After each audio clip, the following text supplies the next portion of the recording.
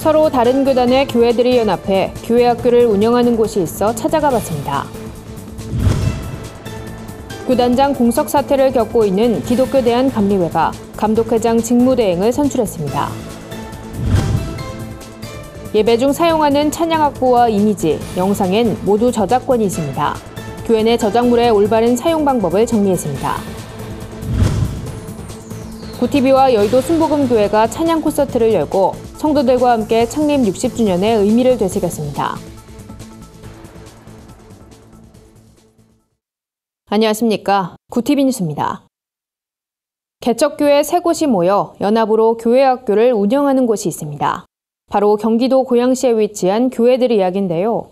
세 교회 모두 교단도 다르고 교회 운영 상황도 어렵지만 다음 세대의 바른 신앙교육을 위해 뜻을 모았다고 합니다. 현장에 오현근 기자가 다녀왔습니다. 간판도 없는 상가 건물에 들어서니 씨앗교회라는 이름의 교회가 나옵니다.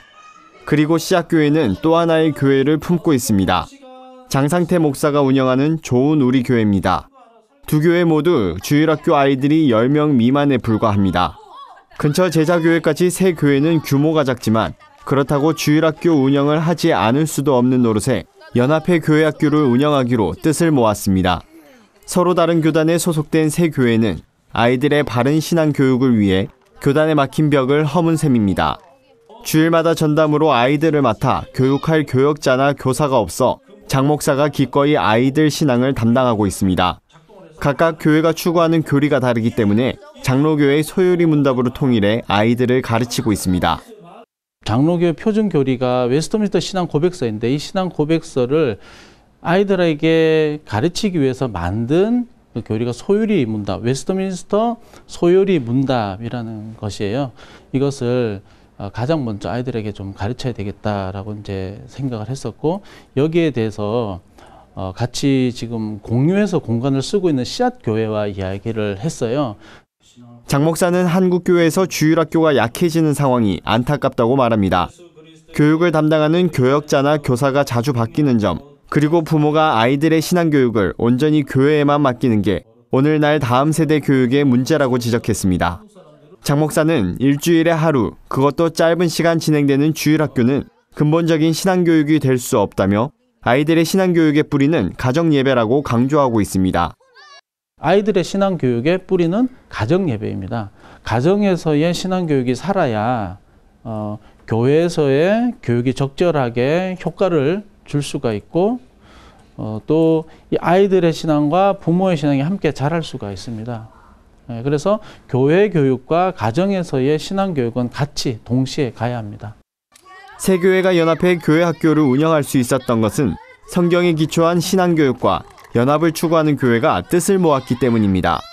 개척교회가 가장 어려워하는 주일학교 사역을 지혜롭게 운영해가는 모습이 다른 교회들에게 큰 메시지를 던져주고 있습니다. 구티비 뉴스 오현근입니다.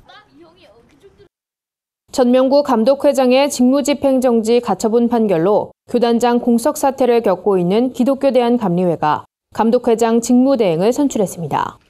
투표 결과 이철 감독이 직무대행을 맡게 됐습니다. 기감총회의 교리와 장정은 감독회장이 재판으로 직임이 정지되면 연회감독 중 연급순, 연장자 순으로 임시의장이 돼 실행부위원회를 소집한 뒤 감독회장 직무대행을 투표로 선출하도록 명시하고 있습니다. 총회는 교리와 장정에 따라 실행부위원회를 열고 투표권자 38명이 참석한 가운데 선거를 진행했습니다. 투표 결과 이철 감독이 21표, 김한구 감독이 17표를 받아 이철 감독이 감독회장 직무대행을 맡게 됐습니다. 이철 직무대행은 이번 회기 감독들과 실행부위원들이 한마음이 돼 교단 정상화를 위해 최선을 다하겠다고 밝혔습니다. 한편 기감교단법에 따르면 감독회장 직무대행은 선출된 지 15일 안에 재보궐선거를 실시해 새로운 감독회장을 선출해야 합니다. 이에 대해 이철 직무대행은 6월 1일 총실위를 열고 재보궐선거를 위한 논의를 진행하겠다고 전했습니다. 하지만 일각에선 전명구 감독회장의 직위에 관한 판결이 나오지 않은 상태에서 재보궐선거가 이뤄질 수 있을지 우려의 목소리도 나오고 있습니다. 예배에 사용되는 악보나 사진, 영상 등 다양한 창작물엔 저작권이 적용됩니다. 무심코 사용했다가 교회 담임 목사가 고발되는 경우도 나타나고 있는데요. 저작물의 올바른 사용법을 한혜인 기자가 짚어봤습니다. 정식으로 출판된 성가집을 성도수보다 적게 구입해 악보를 복사해 사용하는 건 저작권 침해 사유입니다. 저작자가 밝힌 목적 외에 저작물을 이용하거나 웹사이트에 공유하는 경우 임의로 편집해 사용하는 것도 저작권 침해에 해당합니다. 연세대학교 남형두 교수는 교회도 저작권 문제를 피해갈 수 없다며 저작권을 침해하며 예배를 진행하는 건 훔친 물건으로 예배를 드리는 것과 마찬가지라고 말했습니다. 저작권에 관한 인식이 중요한데 과거와 달리 이제 교회가 예배 장면이나 이런 것들을 홈페이지에 올리는 경우가 많기 때문에 저작권 침해 논란이 많이 생기고 있습니다. 타인의 저작권을 침해하지 않도록 조심하는 게 좋을 것 같습니다. 저작권을 지키기 위해 유의할 점으론 정식으로 출간 판매되는 저작물 사용하기, 복제하거나 공유하지 않기, 저작자 허락 구하기, 비영리적 목적으로 사용하기 등이 있습니다. 한편 기독교 유적지를 찍은 사진이나 영상은 사실 전달에 해당해 저작권법과 무관합니다. 영화나 CF 일부를 사용하는 것도 가능합니다. 한국교회 저작권협회 함승모 대표는 저작권법은 창작자의 창작 활동을 보호하고 인류의 문화를 풍성하게 만드는 법이라고 말했습니다. 저작권이 잘 지켜진 나라, 미국, 영국, 호주, 일본을 중심으로 모든 창작 문화가 풍성하게 발전되고 있습니다. 창작자의 창작 활동에 도움을 주고 있습니다. 기독문화의 발전과 계승을 위해 한국교회에서도 저작물에 대한 각별한 관심이 필요해 보입니다. 구TV 뉴스 한혜인입니다. 여의도 순복음교회 창립 60년의 은혜를 성도들과 함께 나누기 위한 찬양 콘서트가 마련됐습니다. 콘서트에 참석한 국내외 성도들은 교회의 발자취를 돌아보는 영상을 시청하고 함께 찬양하며 은혜를 나눴습니다. 출연자들이 찬양과 무용, 연주 등을 차례로 선보일 때마다 성도들은 환호와 박수로 화답했습니다. 특히 현악 사중주팀은 멋진 앙상블 무대를 보여줬고 주일학교 아이들로 구성된 드리머 콰이어의 찬양은 앙코르 요청을 받기도 했습니다. 이영훈 담임 목사는 교회가 천막교회로 시작해 오늘에 이르게 된 것은 온전히 하나님의 은혜라며 고난과 영광의 의미가 잘 담겨진 이번 콘서트를 통해 교회에 허락하신 하나님의 부흥이 전 세계 교회에도 전달되길 바란다고 전했습니다. 이번 찬양 콘서트는 구TV와 여의도 순복음교회가 공동으로 주최했으며 구TV 국악관현악단과 오케스트라도 무대에 올라 축하의 의미를 더했습니다. 찬양 콘서트 실황은 오는 26일 저녁 8시 구TV를 통해 방영됩니다. 오늘의 사회 이슈를 오현근 기자가 종합해드립니다. 오늘의 이슈 포커스입니다. 문재인 대통령이 도널드 트럼프 미국 대통령과의 정상회담을 위해 1박 4일 일정으로 미국 워싱턴 DC 공식 실무 방문길에 올랐습니다.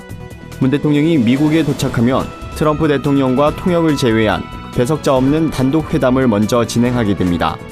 이번 단독 회담은 한반도 비핵화란 중차대한 이슈를 두고 이뤄지는 자리지만 북미 정상회담이 임박한 상황에서 비핵화 로드맵을 놓고 북미 간 갈등이 고조되는 가운데 열려서 상당 시간 진행될 가능성이 있습니다.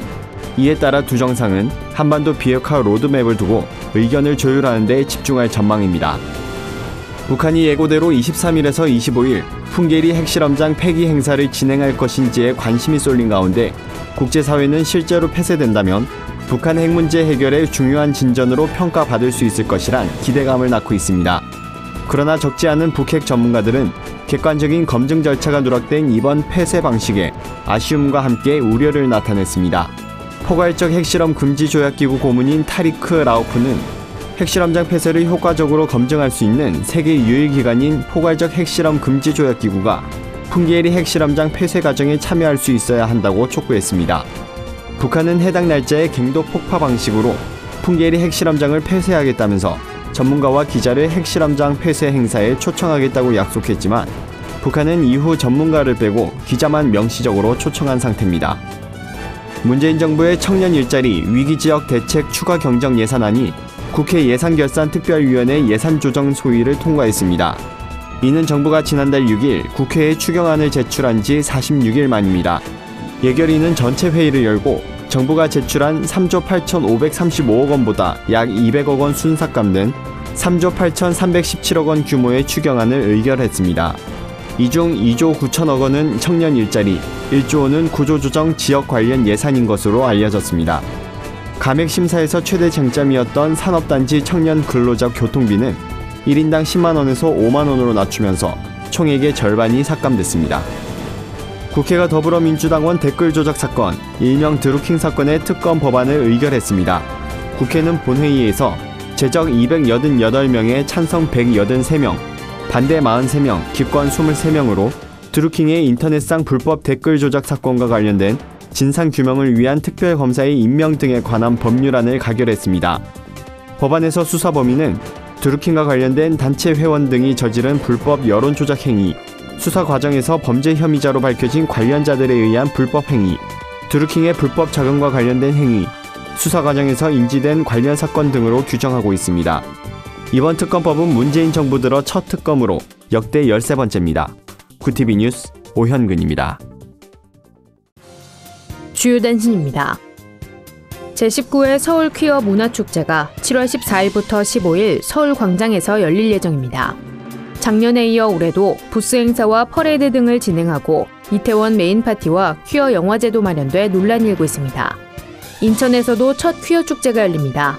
인천 퀴어 축제 준비위원회는 성명을 발표하고 9월 중 축제를 열 예정이며 축제 장소를 검토하고 있다고 밝혔습니다. 전주와 부산, 제주에 이어 인천에서 퀴어 축제가 예고되면서 반대 목소리도 거세질 것으로 보입니다.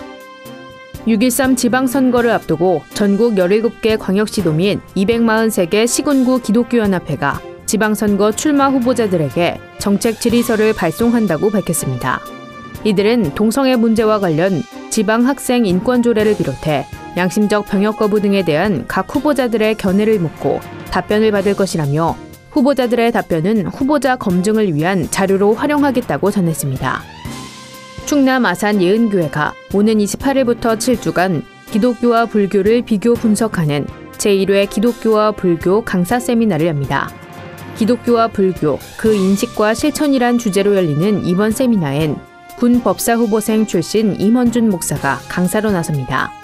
임 목사는 불교사, 하나님과 부처님, 창조설과 연기설, 부활과 윤회 등 다양한 강의를 진행할 예정입니다. 교회 음악의 바른 이상을 제시하고 실천하는 서울 모테트 합창단이 7월 2일 롯데 콘서트홀에서 제110회 정기 연주회 기쁨의 노래를 개최합니다. 이번 연주회에선 바로크 시대의 숨겨진 거장 젤렌카의 작품을 선보입니다. 박지용 지휘자를 비롯해 소프라노 강혜정, 알토 정수연, 테너 최성호 등이 협연 무대를 펼칠 계획입니다. 이상으로 뉴스를 마칩니다. 구티비 뉴스는 인터넷 신문 데일리 굿뉴스를 통해서도 보실 수 있습니다. 시청해주신 여러분 고맙습니다.